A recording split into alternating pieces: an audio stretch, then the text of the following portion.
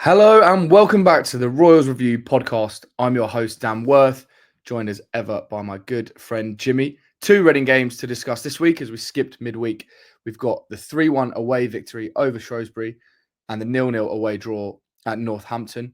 I guess it makes sense to start in chronological order, Jim. Must be pretty happy to go away from home, albeit against the bottom side in the league, but record an emphatic 3-1 victory. Yeah, exactly that. It was just another one of those games that we had to grind out really at the business end of the season. But I thought it was a decent game.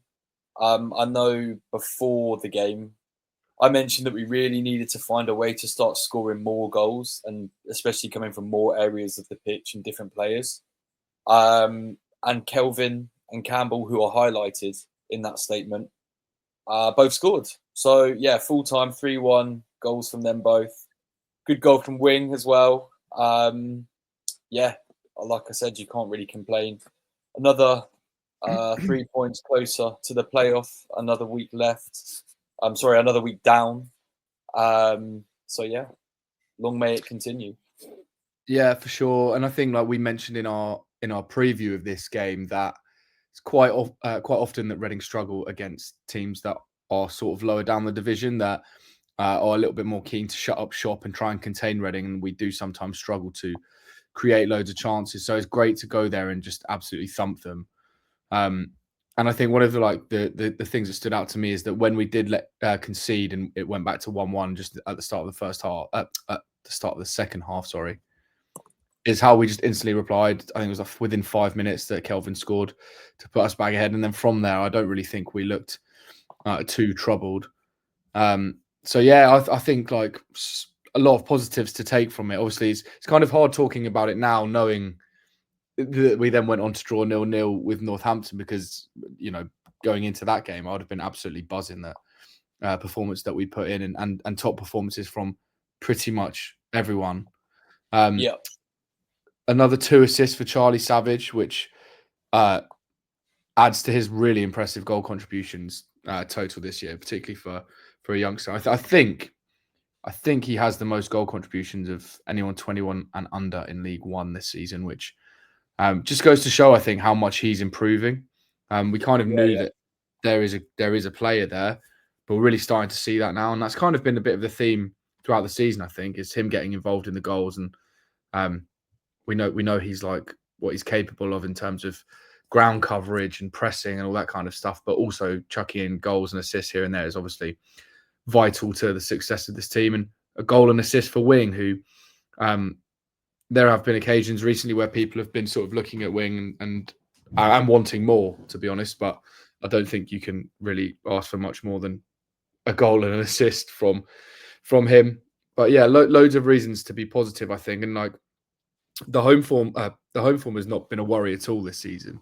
It's been the away form, and as I say, I know this is by definition the worst team in the league, but I still think it's a very tough place for us to go, and I think we should be buzzing with any points on the road, to be honest. So to get all 3 and to win by 2 goals, I think is like sort of more than we could have wished for, really. I think we should be very happy with that. Yeah, 100%. I'm just looking at the top scorers and top assisters for Reading. I know it's Nibs, Wing, and Savage, but yeah, it's just great to see both Savage and Wing have over 10 goal contributions now throughout the season, because I think people were sort of jumping on them at various points, especially Wing.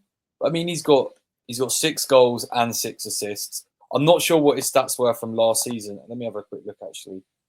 So he's got 6 goals, 6 assists this season. He had 10 goals and 8 assists last season, but you've got to remember, I guess he's playing a lot higher up the pitch. And you never know, he could pop up with a goal in these last 4 games. So I think, comparing them both, I mean, Savage he's had a fantastic season this season. And it was going to be a massive season for him. But I think in terms of like their Lewis Wing's output, it really isn't that far off what he was doing last season. But also to have him really own that sort of defensive midfield position that he's taken up.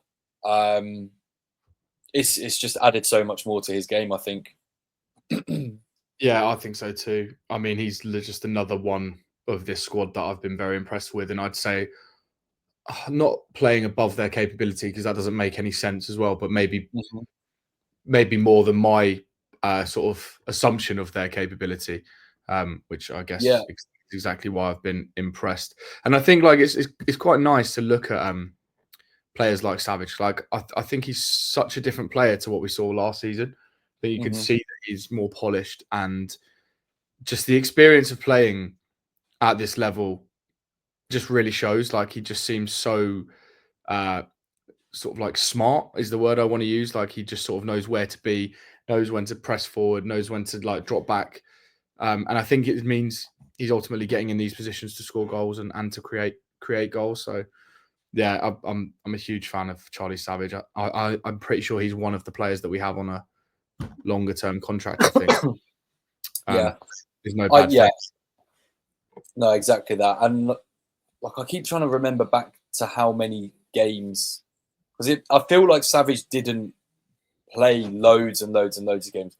But last season, he played 40 games last season. Wing played 42 games. And his output is over twice as good. So you could say he's essentially twice the player as he was last season. And I think that, you can see that on the pitch, or even if you're just looking at the stats. He's had a fantastic season. And yeah, I mean, the fact that he's got goals in his game from midfield as well is just huge for this team. And then on that point about Lewis Wing as well, we know how important it is for players to be able to adapt in this squad and play various positions. I know he's just playing another role in midfield, but that defensive midfield position, I feel like we've been missing, someone that can own that position for quite a while, maybe since Rinomota. Or Laurent. Whether I want to see Wing, continue in that position, or see him be able to play a little bit higher up and get someone else through if this takeover goes through, fingers crossed. I'm not sure, but they've both been tremendous this season. Yeah, I completely agree. So following that win, we were 6th position, 2 points ahead of anyone else below. That was obviously Bolton. Then we get to Northampton, which ultimately ends in a 0-0 draw, and we're now 3 points clear in the playoffs. What do you think of the draw? Are you feeling negative about it? I've seen quite a lot of comments on Twitter, which is always where they happen, of people throwing their toys out the pram. I personally think it's a point gained, and I think there's no need to panic at this point. But what do you make of it all? Yeah, I mean, it's a point and another clean sheet against the team fighting to stay in this division. So, it's not going to be easy. Yeah. However, I can't help but feel that we should have come away with 3 points with the big chances we had, the possession stats, etc. Yeah, I really think we should have been walking away with the win there. But I guess thankfully a handful of our results anyway went our way, with Bolton and Huddersfield both losing. But Leyton Orient creep a little bit closer, which just adds that little bit more pressure. They're a good side. Kelman is their league's top scorer, and he just can't stop scoring by the looks of things.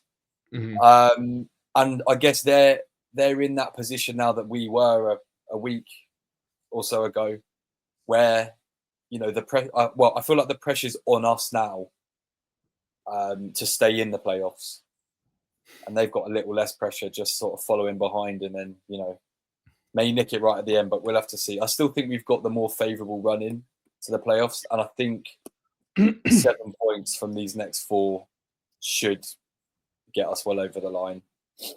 Yeah, I think that's the key thing, right? Is that because I was just looking at the table now, I've got it in front of me. They've got 10 goals better than us on the goal difference, which is quite a big worry at this time of the season. Because obviously, if they get level and we miss out on goal difference, that's literally the worst case scenario. But we still have a 3-point head start, and bearing in mind there's only 4 games left, they're probably going to need to win.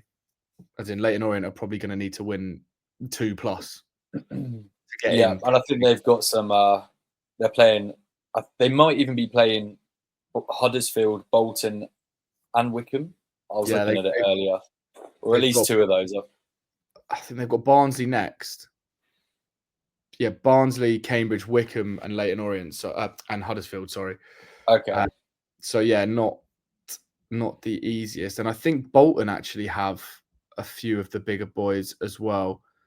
I'm speaking slowly because I'm just about to get it up. Yeah, they've got Wickham next, Bolton, then Lincoln, Peterborough, and Stevenage. So not easy for those guys. So I mean, like none of these games, particularly at this end of the season, when teams are fighting for their lives or fighting to just get into the playoffs, are going to be easy. But I mean, maybe Wickham can do us a favour against Bolton, and we can get a win, and then we can have a little a little breath because it's tense and there's a lot of pressure on these players now to get over the line. As we said last week, at the start of the season, we weren't really even thinking about this. We were thinking about get 50 points and stay up. But now with 4 games to go, you start looking at this like, oh, it's going to be a bit disappointing if we don't get in the playoffs after the season we've had.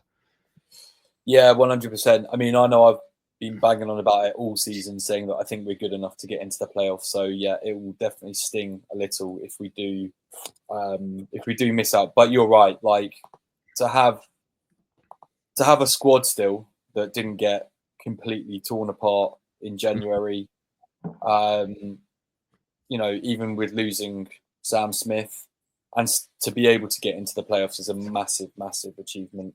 And I know we were looking at it the other week, or we spoke about it the other week, but if you look at the average age of this squad compared to the other teams that are around us as well, like if this squad stayed together, it really could become a special, special squad. Most of the teams are in their all of their players are in their prime that are in the playoffs and in the automatic spot. So yeah, to have this team that is I would say massively overperforming, is just been fantastic to watch, really. And yeah, fingers crossed we can get a spot in the playoffs. Yeah, for sure. Right, let's look at some individual performances from Northampton then. WhoScored.com man of the match goes to Joel Pereira for the second time in 3 games. I think that's pretty tough to argue with. I mean, we probably don't even need to talk about him, but he is just so good, isn't he, at this level? Yeah, I feel like he's great. And I know there's been a lot on social media about how good he's been in the last week or so. But yeah, like he seems to just want to add clean sheets to every match that we play. And I think that's such a good attitude to have. Well, it just puts so much confidence in how they're going to play defensively. If they, it's not, oh yeah, we want to win the game. It's we want to win and we don't want to concede a goal. Yeah, I feel like that's a great mindset to have at this point of the season, especially with the playoffs coming up. Yeah, for sure. And I think a key thing that I think you touched on there, but we've talked about loads this season is confidence. And I think you just need to look at him. I don't even know who was chasing him down, but the player he took on to save it going out for a corner, just to show how confident he is. And I think that's a massive testament to Noel Hunt, really, and to this squad. The vibes around the squad just feel really good. I think there seems like such a strong team spirit. Everyone feels quite positive. And I think more than anything, there seems to be belief. I know that's me just assuming from what I get to see, but the players seem to believe. Like even from the post-match social media posts, it's like 1 point closer to the playoffs, and it's like, okay, these guys obviously know what they're working towards. So, yeah, long may that continue, and with confidence. A question I've got for you is, obviously we saw Wareham come in from the start, Iyabashima move to the left, and Campbell stay on the right, which is slightly different to the games we'd seen previously. I personally think that's our best front 3. Any comments from you? What do you make of that front 3? Is that your preferred one? Yeah, I think that is my preferred front 3. But I also think that Wareham does have like such a big impact off the bench as well. So either or, to be honest, I think I don't think Kamara has been any worse or better than Campbell and Kelvin, really, in terms of their output. So if it was Campbell, Ihebeshiman, and Kamara starting over Wareham, I wouldn't be too sort of annoyed at that. I guess the main thing as well, though, is I think Kelvin is so much better on the wing than he is down the middle. So, yeah, I guess there's sort of like valid points for it all. Ultimately, it's Hunt's decision. But yeah, I think, I agree. You know, Wareham, Campbell, and Kelvin are definitely the strongest front three that we've got. Yeah, I think you make a good point there about Kelvin on the wing, because I completely agree with you. Like he's way more potent on coming in from the sides, and also that way. Exactly. At the beginning of the season, I think I would have said otherwise. Yeah, I felt like he was almost shoehorned in because we had Smith. But now I think he's fantastic on the wing. He offers such a target out wide, and he's just so sort of technical and quick for someone of his height and his build. So yeah, I think he's a bit of an anomaly. And yeah, if he can just add a few more goals from the wing, then he'd be a fantastic player. Yeah, I agree. I think you also get a bit of coverage at the back when you play Kelvin on the left.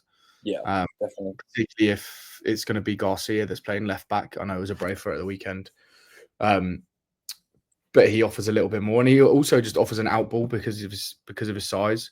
Yeah, exactly. We saw that in the Wickham game in the first half, like maybe too much, to be honest. And he didn't really have too much success, but he is an option if we do need to kick it long. He's got a bit of pace and he's quite big, so it kind of works. But I'd argue better from the wing, so he's not the only outlet. But yeah, again, I've been really impressed with him. Like, a big issue for Reading, I thought, was when Femi Aziz left and how we were going to even try to be kind of threatening from the wings.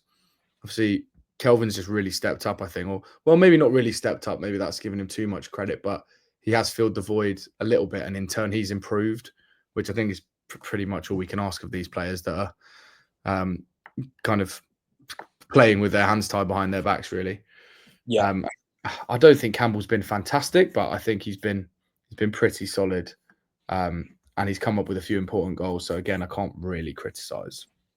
Yeah, I agree. I think maybe I do think Campbell has dropped off significantly since before January, or around January. Sort of had that purple patch, or I say purple patch, his sort of best run of form.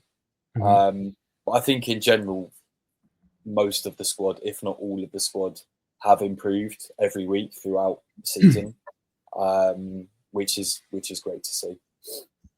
Yeah, I agree. Right then, 4 games left, 2 home games, 2 away games, and next up is Lincoln. I'm just trying to find out where they are in the league. They are 12th in the league. They're 14 points behind us with 14 wins. I think we've got to be confident, right, at home? Yeah, I think so. You know, we've got a decent amount of time to rest, recover, and train between the Northampton game last weekend and then this. It's on Friday, I believe, against Lincoln. Yeah, it's Easter weekend this weekend. I keep forgetting. Yeah. So yeah, exactly. So yeah, we just under a week between the 2 games. And yeah, I don't know. Although they've got nothing to play for and it's at the SCL, I don't think it will be an easy match. You know, they're a good side. They've got some decent players. Unbeaten in their last 3, I think, when I was looking at the table earlier. Yeah, I mean, I'm pretty sure we've said this for the majority of the season, but 3 points here would be massive. There's just something. I got the feeling with Blackpool as well that I just felt like they're a bit of a bogey team. I know we beat them when we played them last time, didn't we? Or we drew, maybe. We lost 2-0. Oh, did we? Yeah, it was the game where Holzman got sent off in the first half. And, okay. Yeah. We got beat. Well, yeah. I mean, yeah, I do feel like they're a team that we're not going to just be able to walk over them. I think it's out of the last few matches that we've had, Shrewsbury, Northampton included, and what we've got left, I feel like Lincoln I had down as the team that were going to be the hardest, that are out of the sort of like easier bunch that we've got. So yeah, I mean, I'd be happy with a point here, but you know, I think 3 points would massively make up for what we kind of missed out on against Northampton. And we've seen them do it before. We've seen them bounce back from results that they weren't obviously happy with, whether that be a loss or a draw. So yeah, fingers crossed it's 3 points, but I'm expecting 1. Yeah, I'm probably slightly more positive, but I see where you're coming from, because if you look at those 3 unbeaten, they've drawn with Charlton and they've beaten Huddersfield in those 3. So it's against teams that are in and around us, which is obviously a slight worry because they're still fighting against the higher teams. I'd consider us in, but I just think the home form for Reading has been like so good this season. It's Easter weekend, as you say. It looks to be another bumper crowd at the SCL. Obviously, we were there for the Wickham game, and I think that does help. Like you can see what it means to the players when the stadium is a bit more full and there's a bit more noise, and obviously getting the win there helped massively. But yeah, I think we've got 2 home games left. If we can win both of our home games, I'd be pretty confident that we get over the line. And I imagine the players probably thinking something similar. So I think there's probably quite a lot of pressure on this game, because you don't really, I mean, I don't really want to be going into the last game of the season like needing to win. I mean, it's likely going to be like that anyway, given the position we're in now. But yeah, I think if we can just get 3 points here and just keep creeping on, hope that like one of the other teams below us or even all of them drop points, and build a bit more of a buffer, that would be quite nice. Yeah, exactly. And you know, as we touched on earlier, there are some games. They've got big games coming up as well, the teams that are in and around us. So yeah, I agree. It'll be a massive 3 points, more so for the players, just because it would take a little bit of pressure off. But yeah, I don't think it will be easy. Yeah, I completely agree. Right, I think that's it then. I guess before we go, we should say that if you haven't got a ticket yet for that Northampton game and you're free to do so, then I would get yourself down to the Select Car Leasing Stadium, mainly because the players need you, and we are so close now to having a season which has sort of blown everyone's minds, and we've overachieved by so much. I think the players and the coaching staff deserve a little bit of extra support. So get yourself down there. Again, Good Friday. 3 points will make it a great Friday. But get yourself down there. I'm almost certain you won't regret it. But yeah, let's hope for 3 points against Northampton, and Jim and I will catch you after that game. Thanks very much for joining us. Until then, come on, you are.